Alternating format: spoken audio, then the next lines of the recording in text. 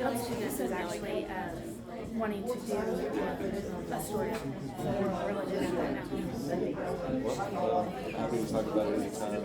I have spent that time since then just trying to do anything that I can to help so that others don't have to. I will let her know. It is something my brother said that it's something you never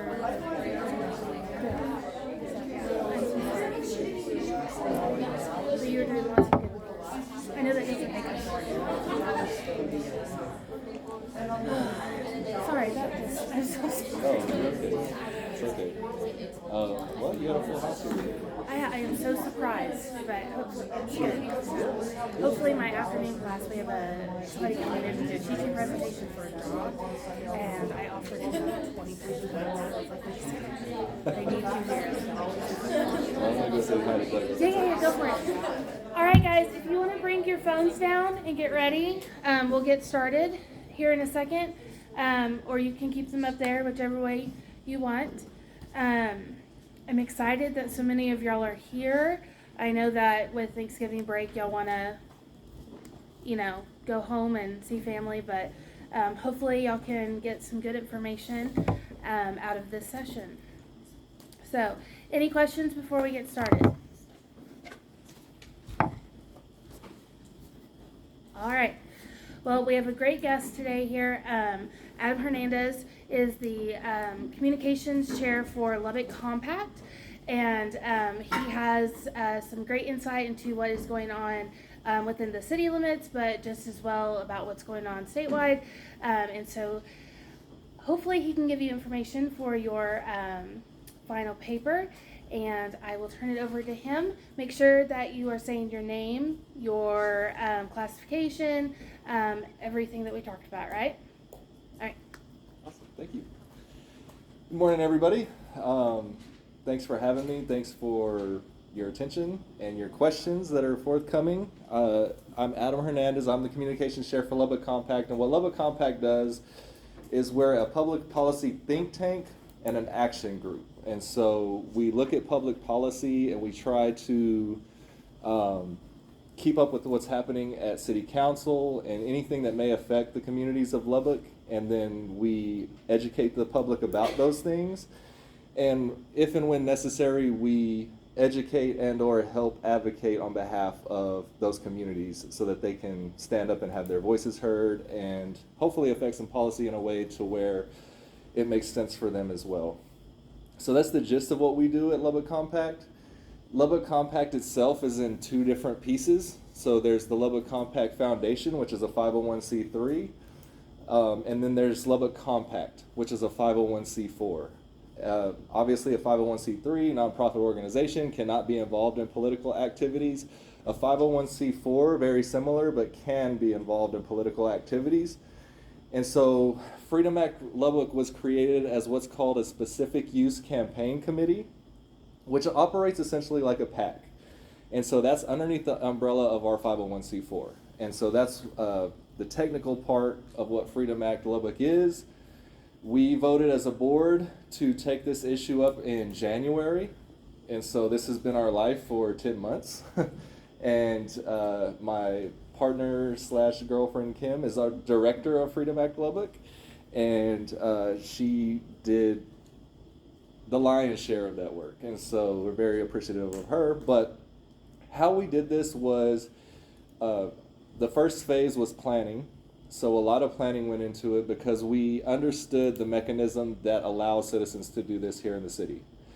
And what that is inside of our city charter, there's a section called initiative and referendum. And all that means is that the citizens can collect a certain amount of signatures to get an issue before city council. Because if you're not aware, like you or I can't just like go to city council and be like, can you take up this issue? And then they'll do that. That's not really how it works. That would be the ideal, but that's not how it works. And so if you do want the city council to take something up, you have to go this route. Most cases, unless you can convince one of them to take it up on their own. And so our charter outlines that the required number of signatures to put this in front of council is 25% of the voter turnout in the last municipal election. In our case, that was the general election in 2022. And so based on that turnout of that election, we needed to collect 4,800 valid signatures. And what that means is that they are registered to vote within the city of Lubbock. And so we started planning very heavily because we're only allowed 60 days to collect those 4,800 signatures. And I'm not sure if anybody's ever been involved in collecting signatures or doing anything similar. It's really hard to get even 4,800 people to sign something for you within 60 days. It doesn't sound like a lot, but it is. And so first and foremost, you got to find people. You have to find enough people within that required amount of time. So that's why we had to plan so heavily. And so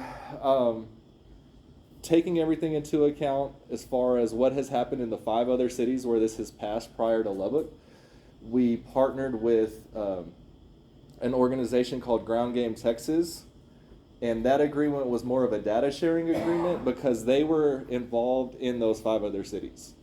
We took this initiative up here in Lubbock. It was led by Lubbock Compact, but we did partner with them from a numbers standpoint.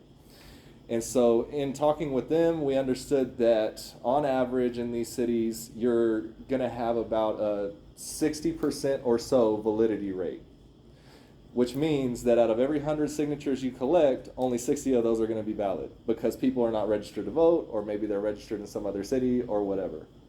And so we took that into account, and so we originally had a goal of getting 7,500 signatures total in that 60 days, which is already a tall order. And so I'll get to that more in a second. So planning phase was first. We also planned out, I say we, it was mostly Kim, planned out all sorts of events. We were at literally dozens of events just within that 60 days, but also other events prior to that 60 days. So after the planning phase, we had a general awareness phase. Our first event that we went to with a table for Freedom Act Lubbock was 420, the 420 Fest here in Lubbock earlier this year.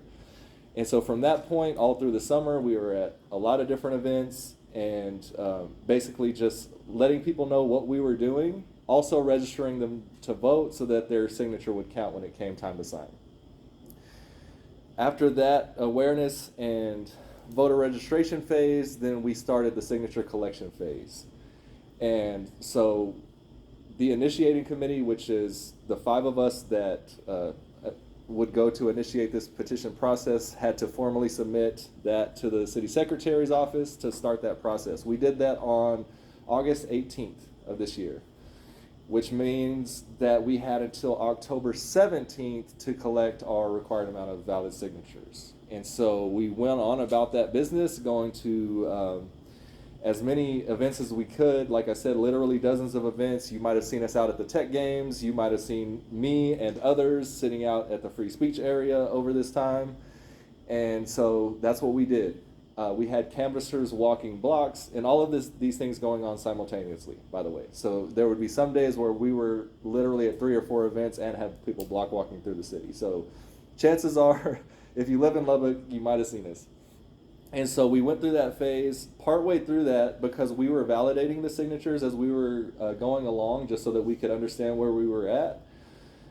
Partway through that process, we realized that we needed to bump our number up, our goal up to 8,500 signatures in the middle of doing this, with volunteers that were already starting to be burnt out and most of our core team very tired. So we bumped that up. We surpassed the 8,500 signature mark with a week left to go. We had about 8,800 signatures. So we didn't really know how many more we would be able to get in that final week, but we sort of had a internal goal to get to 10,000. On October 17th of this year, we turned in 10,540 signatures that we had collected in that 60 days. And our validity rate ended up sticking. We haven't quite finished validating them all yet, but as far as where we are so far, our validity rate was sticking at about 57%. So we probably got about 6,000 good signatures out of that 10,540. But the city secretary's office stopped counting when they got to like 8,100 because we already had over 5,100 valid signatures. And that's really hard work, so we don't blame them for stopping early and not doing the rest of them. And so what that does, once you collect those signatures, that then requires the city council to take that up and make final action within 30 days. And so the city secretary presented the certified petition to them on November 7th of this year. And then the following week on November 14th, they held the public hearing at 9 a.m. And so they went through that process. They did vote that down unanimously, 7-0. And so when that happens, the city charter outlines that if the city council votes down the ordinance that you have proposed, the initiating committee, which is us, has the option to put that on a ballot for the citizens to vote on. And so we will be submitting that paperwork on Tuesday. Is that right, Kim? Yes. We'll be submitting that on Tuesday for the city secretary to then put it on the May 4th, 2024 ballot. And I think I covered everything up to this point. That's pretty much where we're at as far as how the process has gone. And then, yeah, I guess we could just open it up to questions. Who's going to ask the first question?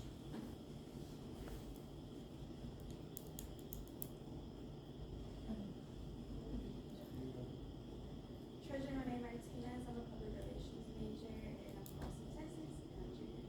Why did y'all decide to take this on Lubbock Compact? Yeah, great question. So Lubbock Compact, we focus a lot on public resources and how those are being used.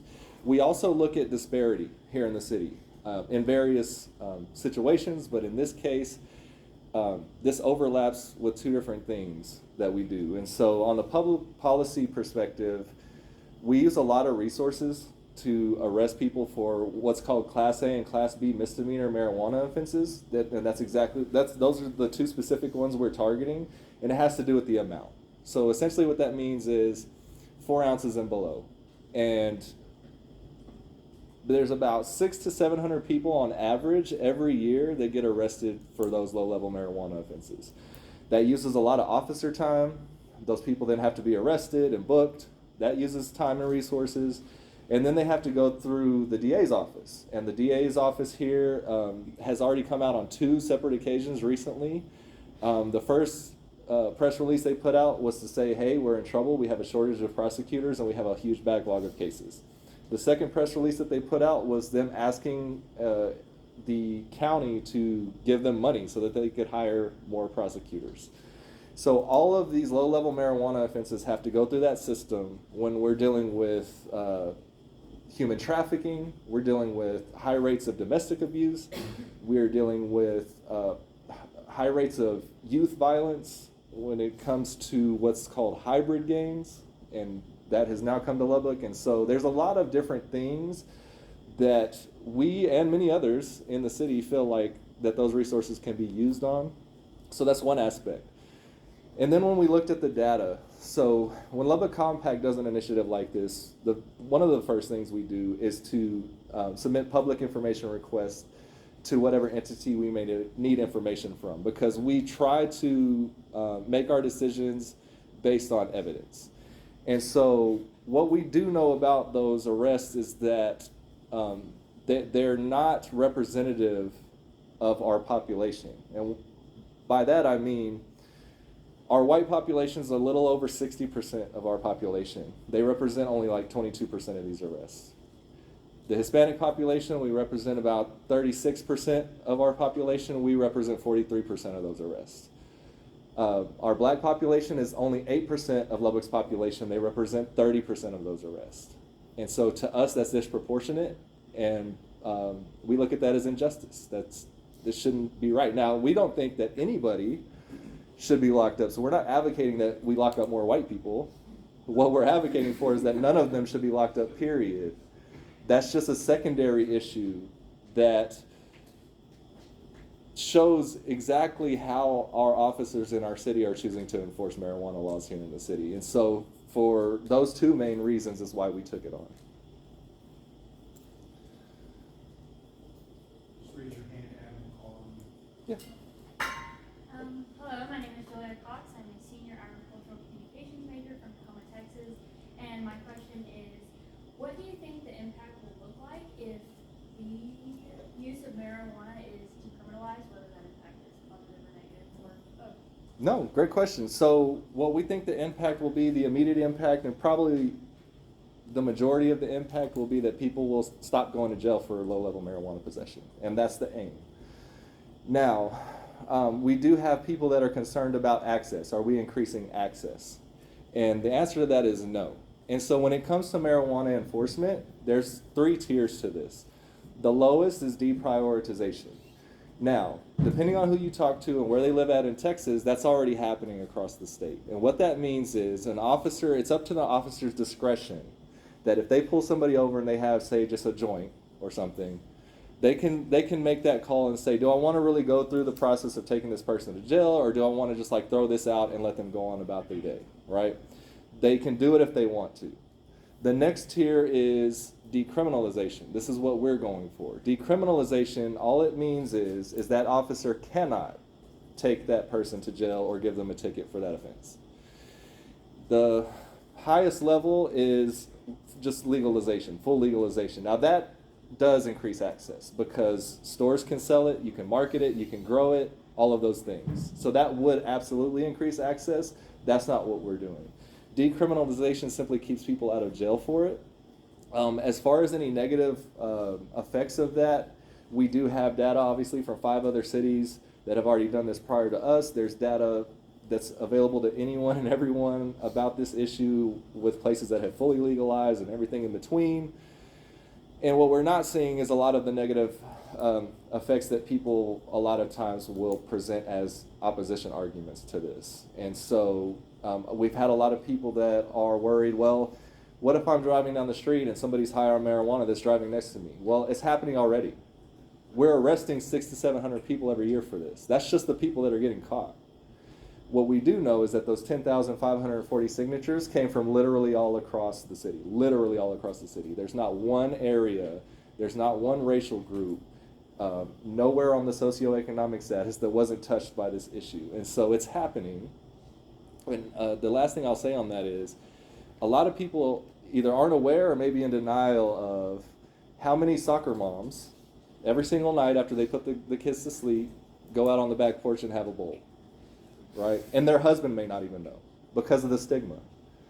But what's the difference between her doing that and her going out on the back porch and having a glass of wine? There's no difference. So, yeah. Any other questions? He's first and then I'll get you. My name is Sean Ryan. I'm a sophomore journalism major from Austin, Texas. So have you seen any support from law enforcement for the decriminalization of marijuana? Just because like the resources. Yeah, great question. So yes, we did. I personally was on a lot of the tabling missions collecting signatures, but we also had plenty of volunteers and they all reported similar situations. We've had LPD officers sign this petition. We had sheriff's deputies. I had a justice of the peace sign it. And even past that, we've had whole groups of pastors sign it, medical professionals, legal professionals, I mean, you name it. We've seen support for it. And to more directly answer your question, the ones that did express their thoughts to me on it, that as they were signing it, specifically noted that they see it every single day and they would rather be doing something more serious. Oh, sorry. Hi, my name is Bradley Miller. I am a general studies major. I'm from Weatherford, Texas. So my question for you would be, why do you think, in your opinion, that lawmakers continue to ignore this issue in Texas, just like we've seen with city council here? You know, I wish I had an answer to that question. I do know that it's frustrating.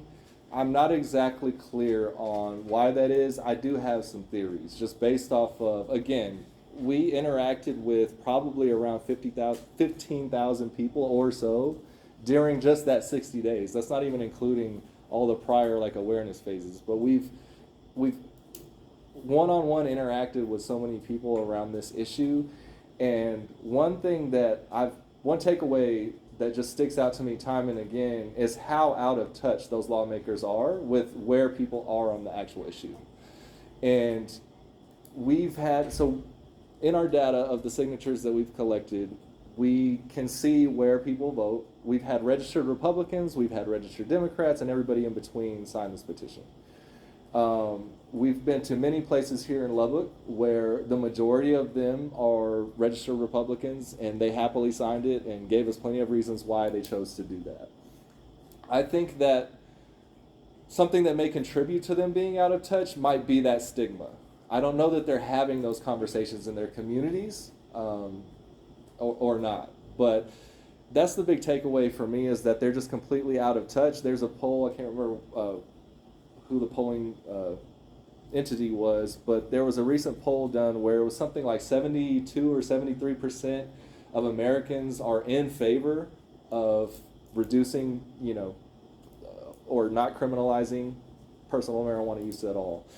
And so we've seen that in the 5 other cities prior to Lubbock, and we see that here. And so I think they're just out of touch. It is very frustrating, and I think that there's a lot of benefits that could come to our state if they would just sort of update their thinking on that issue.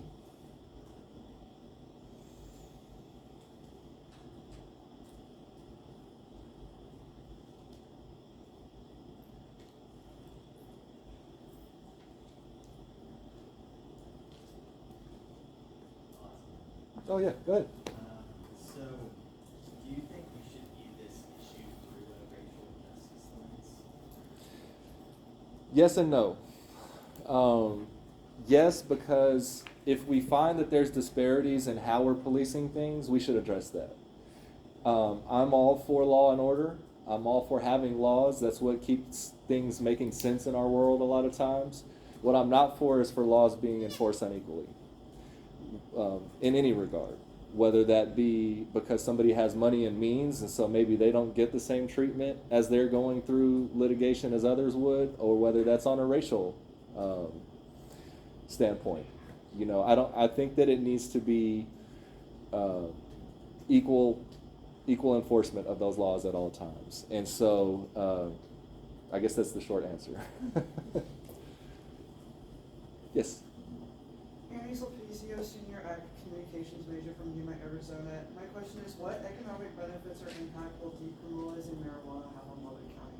Probably none.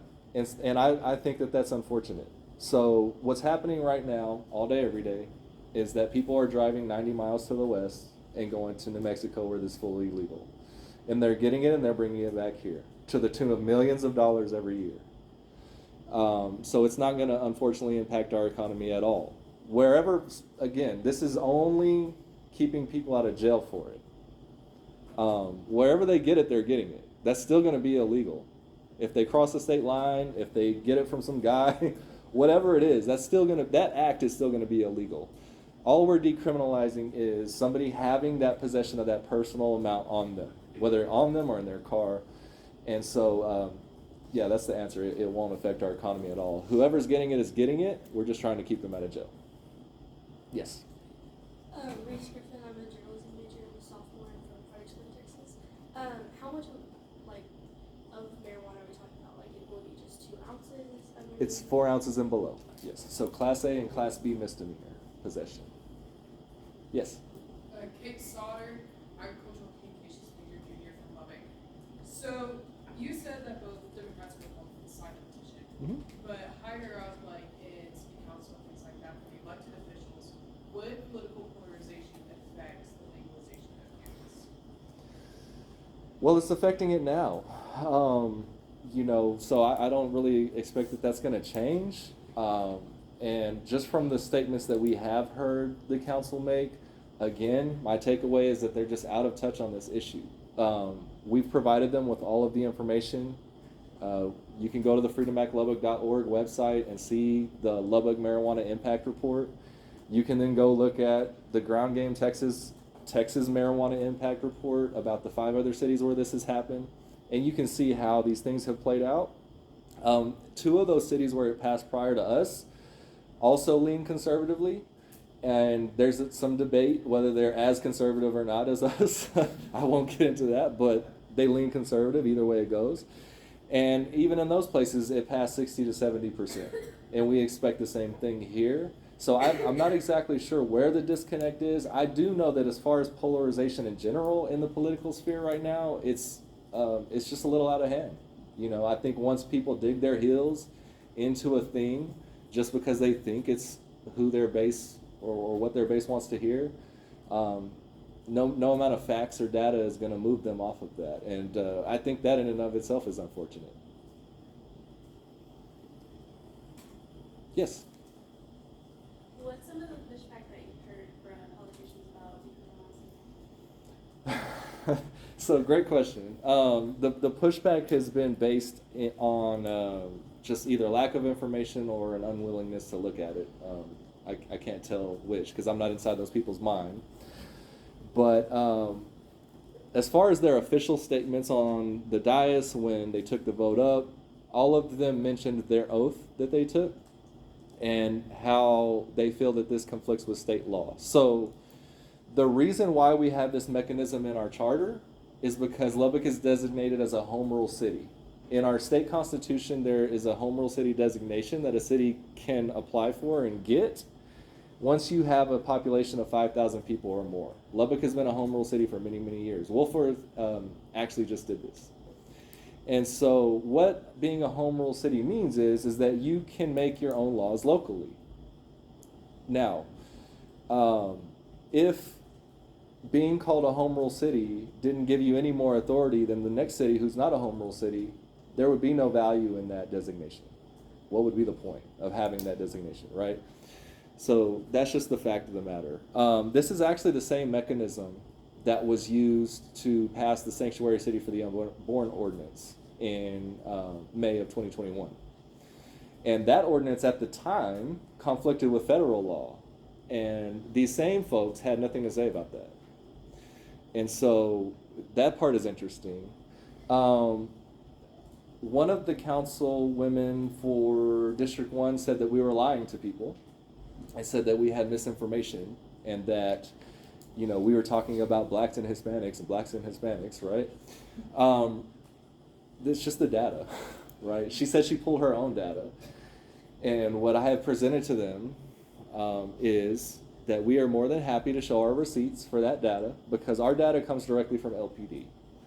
And so I don't know what data they're looking at that contradicts ours, but if that's the assertion, then the assertion would have to be that LPD gave us false information in a public information request, and beyond that, that they also provided false information to what's called the National Incident-Based Reporting System that's run by the FBI, because it also correlates to the numbers that we've been putting out. And so unless somebody's ready to assert that LPD has provided that false information to us and the FBI, then it doesn't hold a lot of water. We heard one council person, McBrayer for District 3, who said that he didn't buy the distinction between decriminalization and legalization. And my response to that is that you don't have to buy it. It's a fact. So I just explained that those three different tiers to you. They're completely distinct things, right? That's like me going outside and saying, you know what, guys, I don't buy that we have a sky. Like, I don't have to buy it. It's just there, right? And so that was an argument. And that's really all we've heard in an official capacity. Excuse me. We just saw this morning, so this is fresh. Councilman Maskingale for District 4 was just on Talking Points with Jen Phillips. And he said that, we commend them for their work, but 10,000 people isn't really that many people out of our, constituency. Problem with that is that on average, Mr. Massengale gets about 3,500 votes to get himself in office. On average, every single May, when there's not something like Sanctuary City or Lubbock voting to be wet on the ballot, we consistently have about 20,000 people show up. So more than half of people that normally show up in a May election sign that. And so we just haven't heard a lot of arguments that stand up. The last one I will say that we haven't heard directly from anybody, this is like hearsay that they're presenting to us, is, the people that I'm talking to are saying that we're not locking people up for this. Our jails are not full of people with low-level marijuana possession offenses. My answer to that is we have never asserted through any point in this process that our jails are full of people with low-level marijuana possession. We do know for a fact that there's 600 to 700 of them. Whether you keep them overnight or whether you keep them for 3 to 8 days, it doesn't matter. They're in there. And I will invite anybody and everybody, and I have invited them as well, to go through any day of the week and go to what's called the Lubbock County Mugshots Facebook group. And go through there, and within minutes, you will find every single day somebody that's been arrested for low-level marijuana possession, because you don't get a mugshot unless you go to jail. And so that's the main arguments that we've heard against it. Yes? At that council meeting, is it correct that I heard someone say it would be an unenforceable ordinance? Yes, you are correct. And they did say that it was void and unenforceable. Again, that's just false. So as a home rule city, if we make a law, if citizens vote a law in on the ballot, and then let's say the city manager or the chief of police, like did happen in one of those cities, just refuse to do it, that's an elected official refusing to do what the people have voted in. We don't think that that's how elected officials should operate. And if that's what we choose, if that's what they choose to do here, then that's something that we'll have to deal with at that point in time. If it was unenforceable, why is it being enforced in 3 of the 5 cities where it passed? And I'll explain that. In the 2 cities where it's not being enforced, one of them, like I said, the city manager and the chief of police are just flat out refusing to do what the citizens have voted in. We don't believe that's right. The other one, citizens voted it in Killeen, and then Bell County sued the city of Killeen, which makes no sense because you're not even suing the entity you're mad at. The entity you're mad at is the voters, right? So that doesn't make a lot of sense. And so as of right now, they're not enforcing theirs either as that's going through litigation. But in the other 3 where it has been enforced, what we've seen mostly is that less people are being locked up for marijuana, and they're probably living their lives and going on about their business. I don't know who was first. Yeah. Go ahead.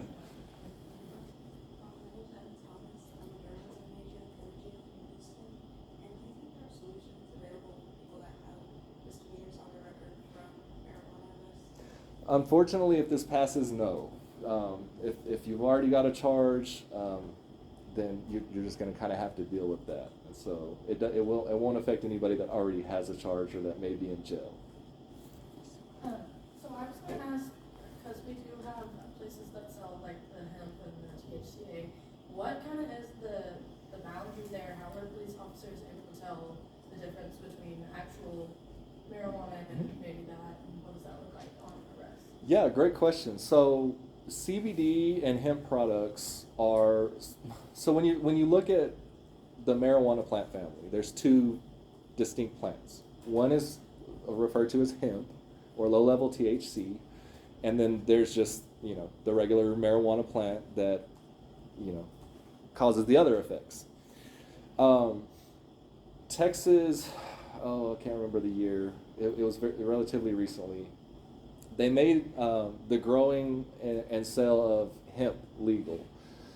And it really has to deal with the percentage of THC in that substance. And so by state law, it's like 0.3%, I believe, THC is permissible. Anything at that amount and below is permissible. As far as from a visual or a smell perspective, there is no difference. If you have a CBD flower and like a regular marijuana flower and you put those side by side, they're going to smell the same, look the same, all of that. Similar with the pens. If you have a CBD pen or if you have a THC pen, there's no way that you can look and say one is the other. And so what we did in our ordinance is we actually have in there that city resources also cannot be used to test those substances, because what that looks like in the state of Texas is there's only like 2 labs in the whole state that do those things. And so you have to send that off, you have to wait, it costs a bunch of money. And as a matter of fact, when the state made hemp legal, that same year, there was thousands of low-level marijuana cases dropped because they weren't going to deal with all that, right? And so there really is no way to tell what's what. So. Yes. Fernando Cruz, junior journalism major from Austin, Texas. I know that in Oregon, decriminalization has saved resources, like you were talking about earlier. In what ways could we use those resources that are used on arrests here? Yeah. Well, great question. So when you look at a typical personal use marijuana arrest here in the city. Let's say somebody got pulled over by one officer, they had a light out, whatever, they were speeding, whatever the case may be. They get pulled over, officer approaches the car and either sees or smells marijuana, or what they believe to be marijuana. That officer is automatically going to escalate that call, and you're going to have two officers. Once that officer gets there and they start testing things and looking through the car, you're probably going to end up with about 3 to 4 officers on that one scene for anywhere from 6 to 8 hours. And then you're going to get them into those, at least 1 or 2 of those officers got to go down to the Lubbock County Detention Center, book that person in, fill out a bunch of paperwork. I don't know how many hours that takes. But you're talking about taking several officers off the street at a time and tying them up doing this when we've got much more serious things. So what we would hope would happen is those officers having their time freed up would maybe be able to prevent other things from happening. And so those other things are many within our city, right? Like we have a high rate of people racing through the street and causing accidents and killing people. We've got high rates of domestic assault, all of those sorts of things. And so I would hope that those resources go to more serious things than that.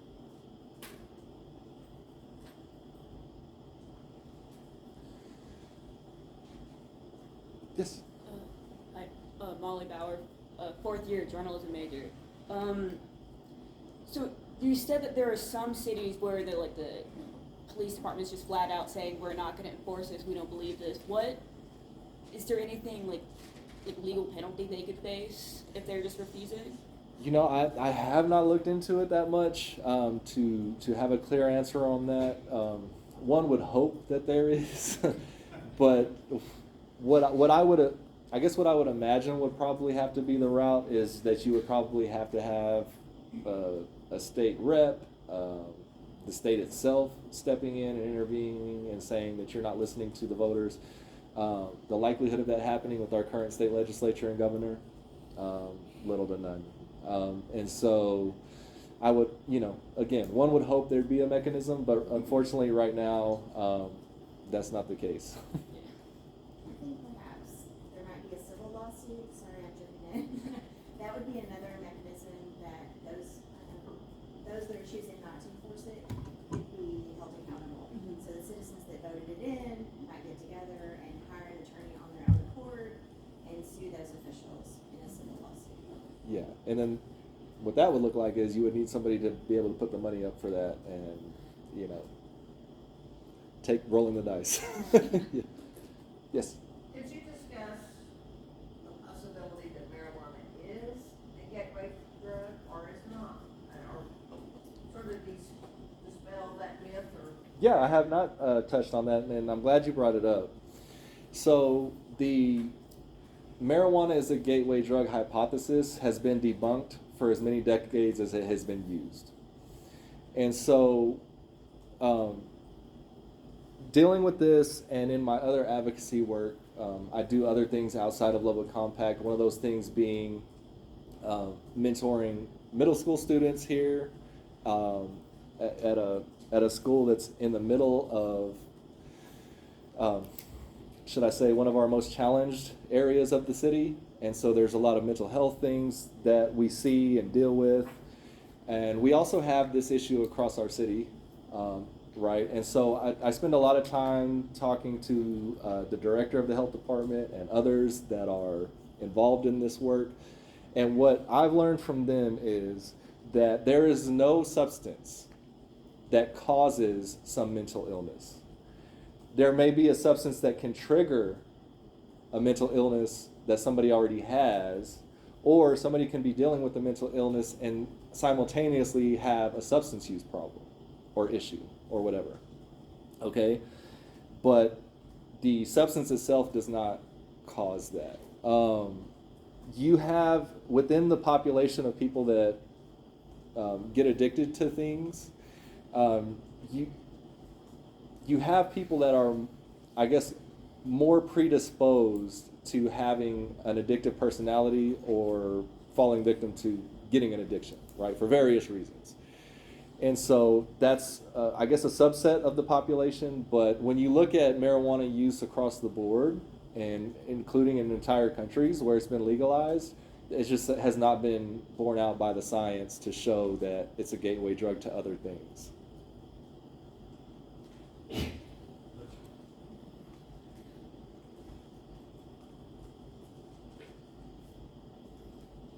What do you think the decriminalization would do for tech as a whole? Yeah, I'm glad you brought that up. That's a great question. So, for Tech Campus, unfortunately, guys, I'm sorry to report, it will do nothing. And the reason for that is that the police on Tech Campus have their own jurisdiction and their own policies. And they don't have to do what the city does. We did see that Texas A&M, ahead of that city even passing their decriminalization measure, took their own steps and decriminalized it on their campus. Now, again, having dealt with many people from Texas Tech and do so on a continuing basis, I would say the likelihood of Tech changing its policy around this issue is little to none.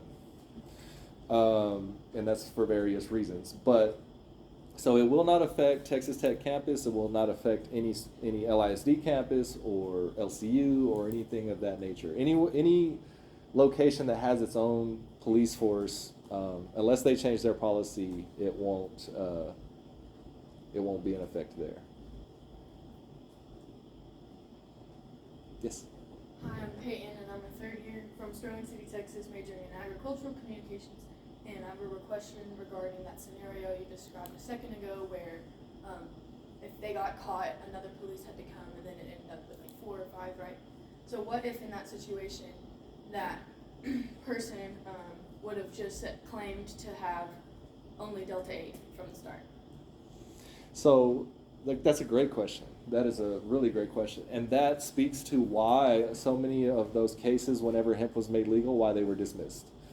And because, again, they would have to test it. So let's say an officer pulls you over and they're like, man, this smells like weed. And the person says, well, that's CBD.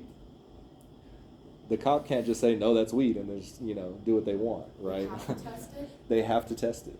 It's got to be tested. Before that person can be charged with that substance, it has to be tested.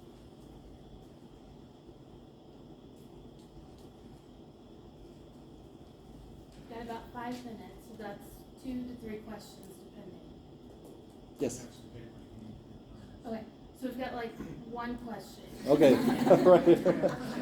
So do you, in your opinion, what would the legalization of marijuana mean for other drugs? Would it lead to, like cocaine or heroin or anything else being also decriminalized farther down the line, or do you believe it's just marijuana? That's a great question. At least from our standpoint, no. And the reasoning being is that those are all entirely different substances. And what happened in our country in particular is Nancy Reagan. And prior to Nancy Reagan, there's a movie called Reefer Madness. If you really want to laugh, you should go check that out. That was made in, I think, 1937. And what was propagandized throughout that entire scenario, and including up to today, is that people like to lump these substances all into one category.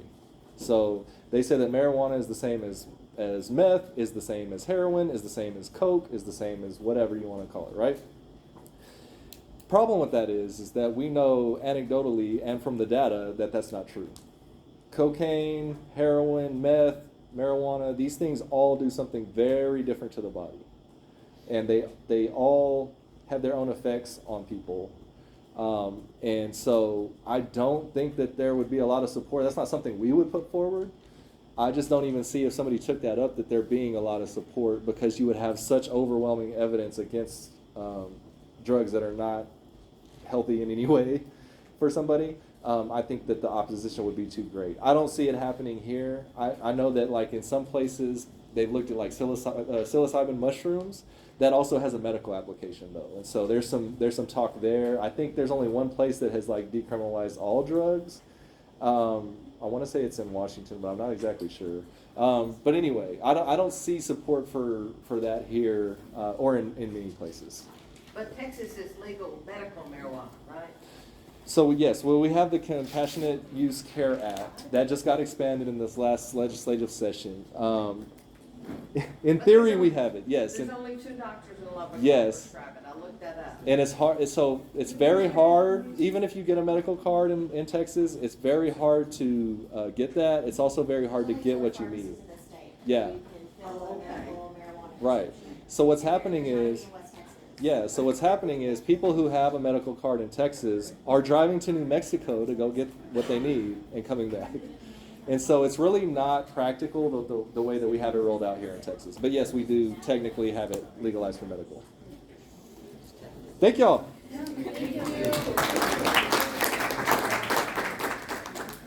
Hey, 502, and I guess 501 also, your absences are logged as part of what you get back from us today. You have a revision grade and absences. If there's an issue, you need to send your lab instructor an email telling us, hey, this is not right, so we can work it out, okay?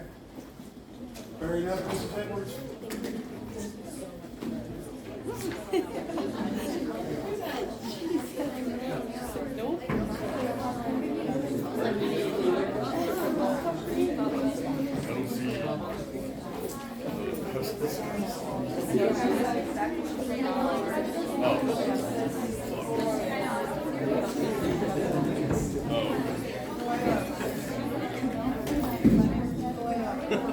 No. Wasn't listening.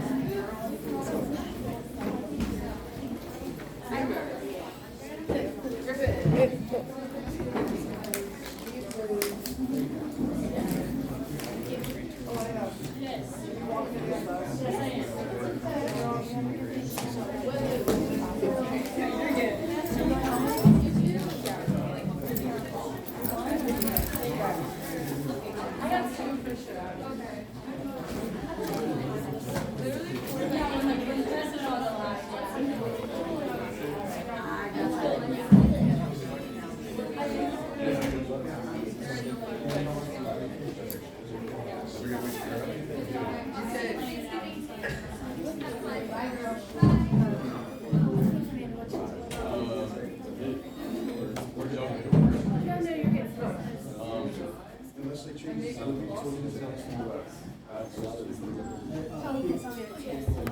I don't want to see my face. Okay. Martin, you just took a video. Why didn't you do a voice recording? I don't know how to do that. Just look up voice memos.